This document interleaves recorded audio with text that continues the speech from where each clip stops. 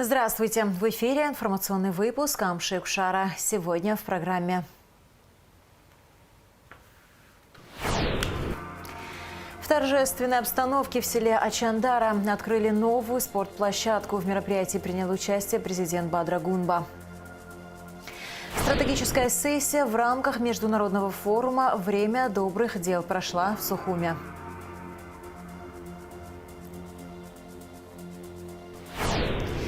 Долгожданный спортзал открыли в 12-й средней школе города Сухум. Его не было здесь более 30 лет.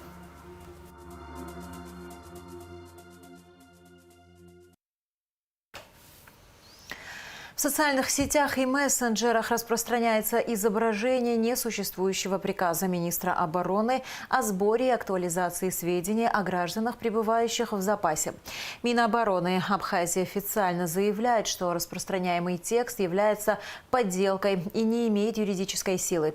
Минобороны просит граждан ориентироваться только на официальные источники.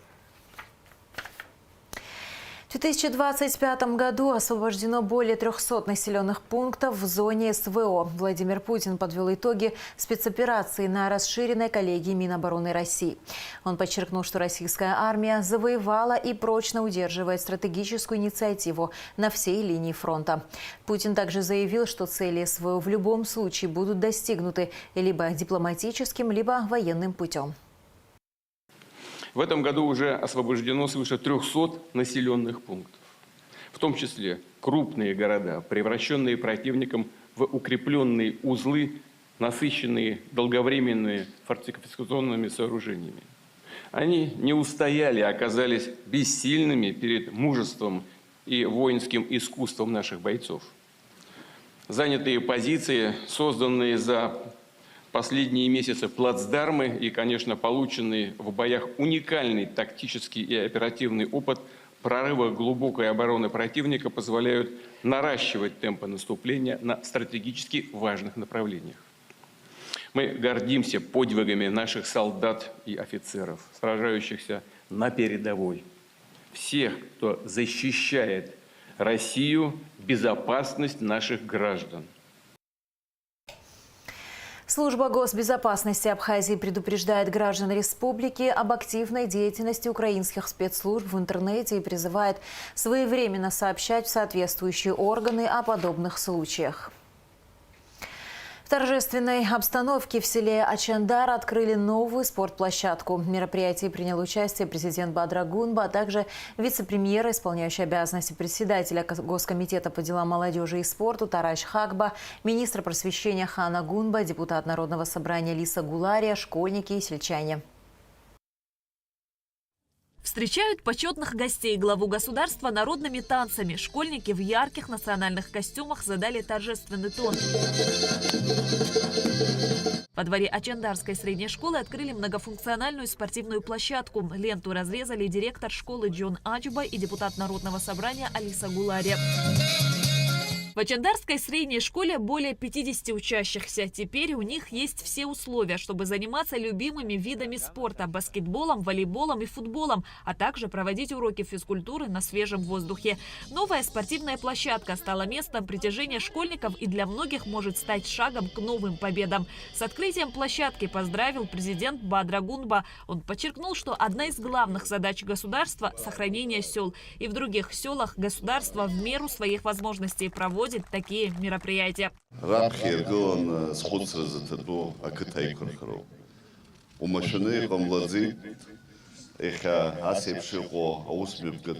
Ачандара кыта издурот эйвепши магирта кыта курчки аханткарал шара хамо асепш аусментка мепакот аризиску акытай курхаро абра язбарти Ачандара кыта турых сара халкыла обраса брагынысыго досы кыта цпхыдзы ялзыз и кыта дахочхо хартки кыта ялзыз ахтырхага дука рыхец айхахары. С просьбой открыть современную многофункциональную спортивную площадку жители Ачандара обратились к депутату Алисе Гулария. Открытие стало радостным событием. Проект был реализован при поддержке государства. Сметная стоимость – 10 миллионов рублей. Я, в свою очередь, обратилась к президенту республики Бадре Зурабовичу Гунба. Ну, конечно же, он сразу поощрил нашу просьбу. И сегодня у сельских детишек есть возможность проводить свой досуг, тренироваться на этом футбольном поле, играть в волейбол.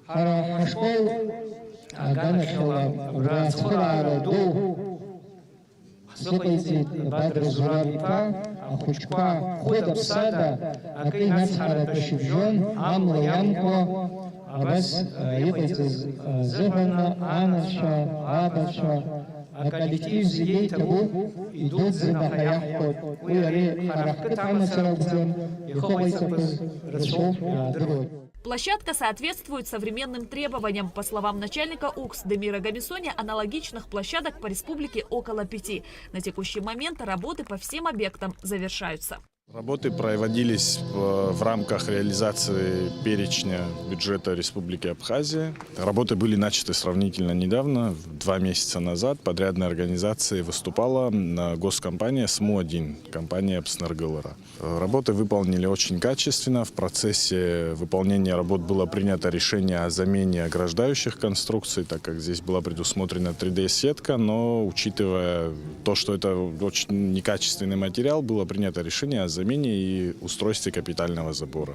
Алиса Гулария передала школьникам мячи. Учащиеся поделились своими впечатлениями от спортивной площадки. Мы занимаемся волейболом, нам очень нравится. И мы очень рады, что нам построили поле. После уроков мы будем приходить и тренироваться. Национальные танцы, песни и стихи на родном абхазском языке подарили собравшимся море положительных эмоций. Школьники создали теплую и душевную атмосферу и объединили участников торжества разных поколений. Шазина Ханагова, Фатима Гергия, Джамбул Чхапеля, Абхазское телевидение. Стратегическая сессия в рамках международного форума «Время добрых дел» прошла в Национальной библиотеке имени Папаскир. В рамках форума с 16 по 18 декабря в 3 городах республики – Сухуми, Очимчи, Кварчале – прошли презентации проектов НКО «Без границ» и нового грантового конкурса ДВФМ. Цель встречи – создать пространство для активного взаимодействия и вдохновения, которое позволит каждому участнику выработать конкретные шаги для воплощения своего видения социальной активности. Организаторы акции в Абхазии, представительство Россотрудничества в Республике Абхазия совместно с некоммерческой организацией «Искра». Аилита Арутюнян расскажет подробности. Форум «Время добрых дел» – это международный проект Россотрудничества, направленный на развитие партнерских отношений между российскими и зарубежными некоммерческими организациями, также реализацию совместных социальных инициатив. Проект стартовал в 2022 году. В рамках форума ежегодно проходят мастер-классы, круглые столы, тренинги для международного обмена опытом. Просветительско-образовательный проект для некоммерческих организаций НКО «Без границ». Он реализуется у нас с 2023 года в партнерстве с Россотрудничеством, Фондом президентских грантов, Фондом Горчакова, Ассоциацией Добро РФ, где мы, представители общественной сферы как Российской Федерации, так и других стран, объясняем, помогаем, обучаем, что такое международная деятельность, что такое грантовые проекты, как найти партнеров других стран или, возможно, наоборот, как заранее узнать, с кем лучше не работать. Цель встреч – создать пространство для активного взаимодействия и вдохновения, которое позволит каждому участнику выработать конкретные шаги для воплощения своего видения социальной активности. Дарья Зинковская, советник гендиректора АНА ДВФМ, эксперт порядка 20 грантовых премий и конкурсов, рассказала о конкурсе, впервые запускаемом в Абхазии в 2026 году, а также о возможностях, открывающихся для молодежи и НКО республики. Сейчас много возможностей, где можно получить грантовую поддержку, реализовать свои идеи, найти финансирование для своих идей, но самое главное этим пользоваться. Потому что возможности могут быть, если мы не воспользовались, это, к сожалению, наше упущение. И вот мы сейчас также продолжим рассказывать про новый грантовый конкурс, который состоится в следующем году. Он будет проводиться дирекцией Всемирного фестиваля молодежи, в котором могут принимать участие молодые люди, иностранцы от 14 до 35 лет, и также организации, представленные непосредственно в других странах. Объем этого финансирования будет составлять 500 миллионов рублей, но именно от представителей страны будет зависеть, сколько средств будет направлено, допустим, в Республику Абхазию. Эта уникальная встреча стала возможностью познакомиться с разнообразием существующих грантовых конкурсов и механизмов поддержки социальных и гуманитарных проектов, а также активно поучаствовать в разработке инновационных идей для реализации собственных инициатив. Мы для жителей Республики Абхазия сделали заранее презентации, написания проектов, для того, чтобы они смогли качественно проработать свои проекты и написать заявки на конкурс и на получение грантов. Сейчас очень много молодых людей, которые имеют свое желание, социальные проекты, сделать что-то хорошее и полезное. Но не всегда, кроме поддержки дружеской и человеческой, возможно реализовать эти проекты. Поэтому финансовая составляющая в них всегда важна. И именно для этого запущен конкурс дирекции Всемирного фестиваля молодежи, который для граждан зарубежных стран дает такую возможность получить поддержку, реализовать проект или уже развить имеющийся проект, в него вложить тоже свои средства, ресурсы. В рамках форума с 16 по 18 декабря в 3 городах республики Сухуми, Ачамчире и Ткварчале прошли презентации проектов НКО «Без границ» и нового грантового конкурса ДВФМ. Организаторы акции в Абхазии – представительство Россотрудничества в Республике Абхазия совместно с АНО «Искра». Айлида Аручнян, Налачхинджерия, Рамукамки, Абхазское телевидение. Что было достигнуто в сфере культуры за 2025 год? Каковы приоритетные направления у министерства на следующий год? Министр культуры Даур Ковия в интервью Абхазскому телевидению подвел итоги уходящего года и рассказал о планах. Смотрите полное интервью сегодня после вечерних новостей. Также его можно посмотреть на нашем канале на YouTube.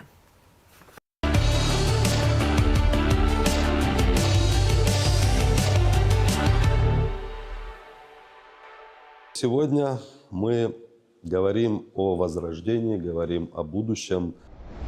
А для нас важно воспитать детей, поколение, которое будет жить в Абхазии, будет понимать, чувствовать эту страну, знать ее проблемы, знать ее нюансы и думать о том, как это все исправить и как сделать лучше. География расширяется, конечно. Да? Я лично заинтересован в том, чтобы в Абхазии проводилось как можно больше фестивалей. Потому как Абхазия, она является тем местом, которое способствует развитию подобного рода мероприятий. И чем больше международных фестивалей мы будем проводить здесь, в Абхазии, тем содержательней и насыщенней будет наша культурная жизнь в стране.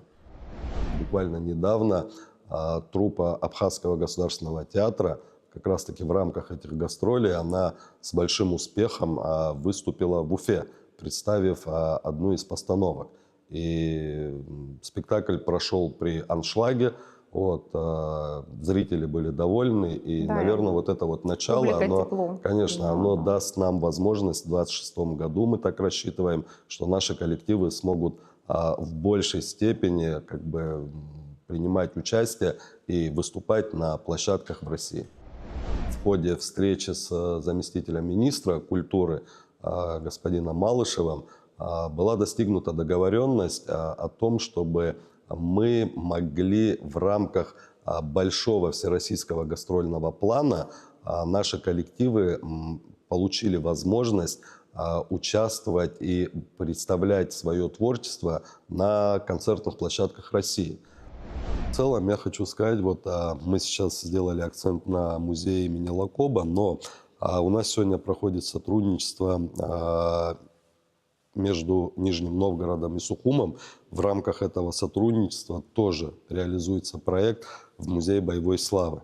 Там также будет представлена новая экспозиция, будут представлены новые интерактивные панели, чтобы немножко по-другому представить, по-другому имеется в виду в новом виде, представить ту историю, которая у нас была. Она будет более живая, более динамичная, более интересная, более современная, наверное. И мы акцент хотим сделать именно на это, чтобы в музей было очень интересно приходить, чтобы в музее наши дети, наше поколение понимало, как мы пришли к сегодняшнему дню, что этому предшествовало. Планов на использование этих двух площадок очень много. Они действительно востребованы. И я уверен, что наличие двух этих залов, оно даст возможность и очень хороший импульс для продолжения художественного дела в Абхазии. У нас растет большое количество молодых художников, и эти два зала, они действительно будут способствовать развитию и процветанию этого направления. Все будет хорошо, главное не лениться. Народ у нас потрясающий. Что касается творчества и культуры, знаете, это то направление, которым мы всегда гордились. Вот. Нам есть что показать миру, и на самом деле мы это делаем с большим успехом.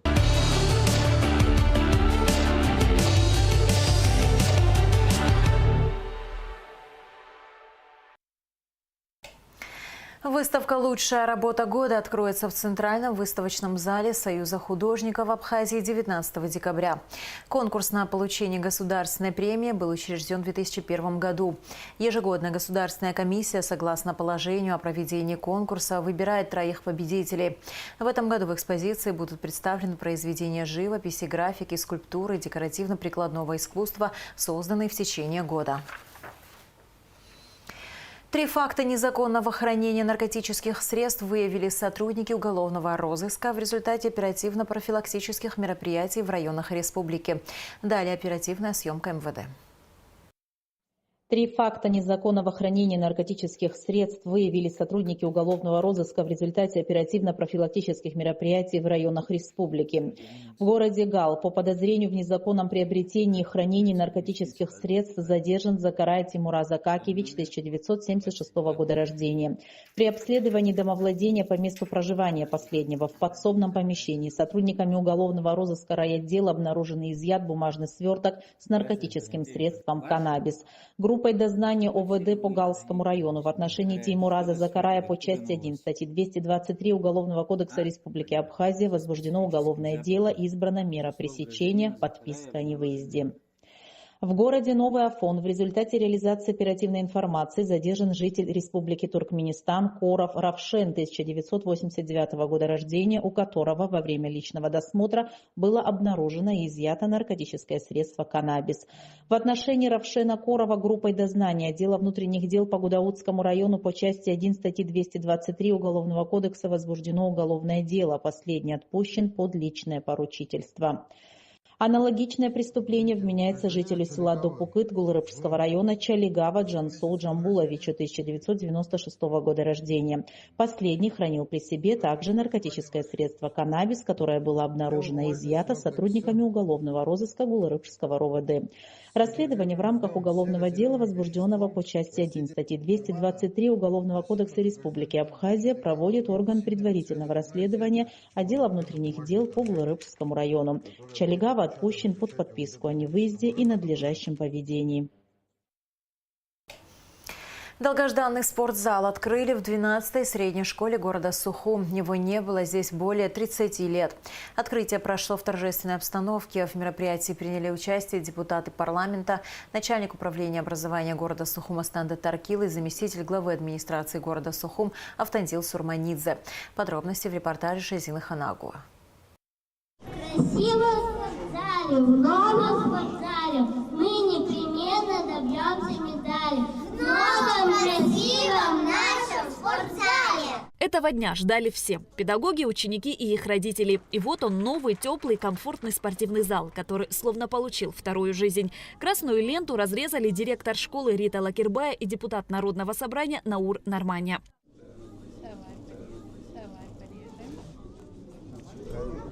В 12-й средней школе на маяке спортивного зала не было долгие послевоенные годы. Во время Отечественной войны народа Абхазии школа находилась в зоне боевых действий. Здесь размещалась грузинская часть, и здание школы было почти разрушено, в том числе и спортивный зал. За эти годы школу удалось восстановить, однако спортзал только сейчас. И сейчас, благодаря усилиям нашего депутата Норманя Наура Геннадьевича, удалось восстановить этот спортивный зал. В нашей школе работает опытный учитель физкультуры, учитель высшей категории Каджая Зина Николаевна. Не имея благоприятных условий для работы, только место ее работы был школьный двор, она со своими учениками всегда достигала результата и получала со своей командой победы во всех соревнованиях, куда нас приглашали. И спорт в этой школе развивался хорошо. Хочу выразить особую благодарность руководству страны за финансирование данного проекта. Спорт – один из важнейших факторов, определяющих здоровье нации. Несомненно, с новым спортивным залом будут новые спортивные достижения и сохранены лучшие традиции школы. Теперь у учащихся появилась возможность заниматься любимыми видами спорта в родной школе. Хочу отметить, что было очень много многочисленных обращений от жителей Маякского округа. И вместе со своими помощниками, со своей командой мы приняли решение направить выделенные средства на восстановление спортивных залов округа. Хочу также поблагодарить всех тех, кто оказывал содействие в решении данного вопроса, а именно начальника управления капитального строительства Гамисония Демира Ильича, мэра города Сухум Агрба Тимура Михайловича. Это уже третий спортзал, открытый в течение года в столице при государственной поддержке. И этот факт не может не радовать, отметила начальник управления образования города Сухум Астанда Таркил.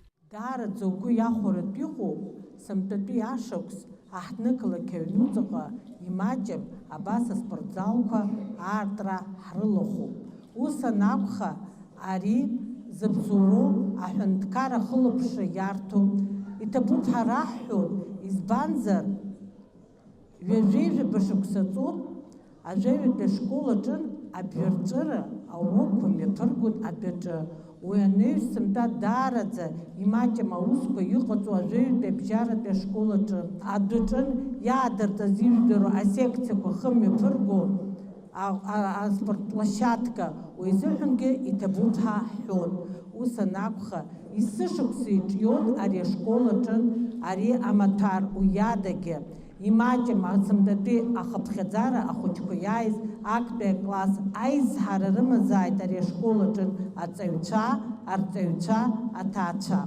Совершенно новый и красивый спортзал стал для учащихся отличным подарком к Новому году. Праздничное настроение чувствовалось во всем. И в хорошем настроении ребят, и взрослых, и в торжественной музыке, и в выступлениях.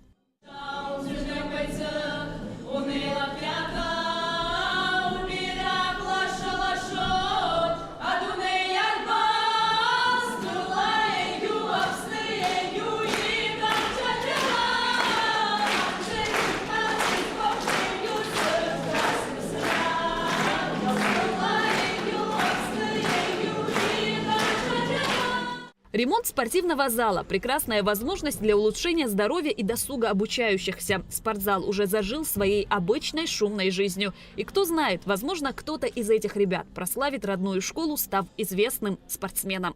Шазина Ханагу, Алхаз Псардия, Раму Камке, Абхазское телевидение.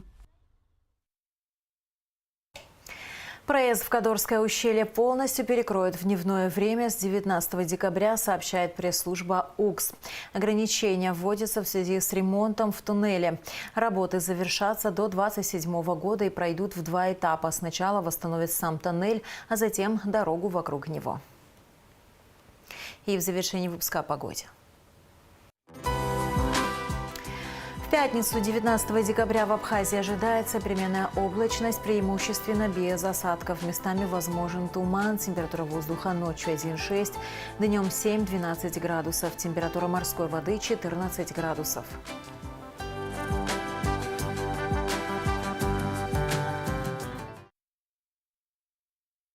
На этом наш выпуск завершен. До скорых встреч в эфире.